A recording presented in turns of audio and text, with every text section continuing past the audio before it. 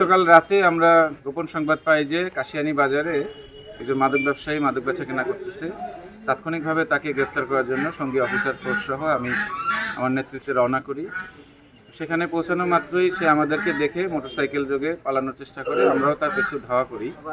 ধাওয়া করতে করতে আমাদের ব্রাক অফিসের পাশে একটি বিল্ডিং, যমুনা নামে একটি 5তলা বিল্ডিংয়ের 4র্থ তলায় এসে পৌঁছে যায়। আমরাও পিছন পিছন গিয়ে তার বাসায় প্রবেশ করি এবং তাকে সার্চ করি। তার ডান পকেটে আমরা 2 পিস ইয়াবা পাই এবং আমাদের কাছে তথ্য ছিল যে তার কাছে বিপুল সংখ্যক ইয়াবা আছে এবং তখন তাকে জিজ্ঞাসাবাদ করলে এক পর্যায়ে এসে তার বেডরুমের ড্রেসিং টেবিলের উপরে প্রায় 7 প্যাকেট ইয়াবা দেয়। সেগুলো গুনে পাশাপাশি ভাড়াটিয়া সহ বাড়িওয়ালার প্রতিনিধি সবাই সহ আমরা গুনি এবং 1261 পিস ইয়াবা সর্বমোট আমরা ওখান থেকে উদ্ধার করি এবং ইয়াবা খাওয়ার জন্য সরঞ্জাম এবং সে বিভিন্ন ট্রানজ্যাকশনের কাগজপত্র, তার ক্রেডিট কার্ড, অন্যান্য উপাদান সব সহ আমরা জব্দ করে এ সময় আমাদের সহকারী পুলিশ সুপার সার্কেল স্যার উনিও ঘটনাস্থলে হাজির হন।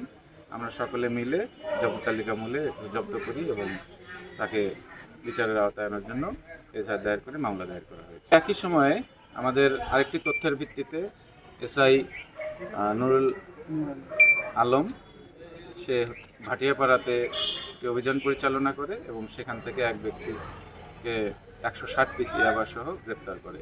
এ ঘটনায় পৃথক 2টি মামলা দায়ের করা হয়েছে।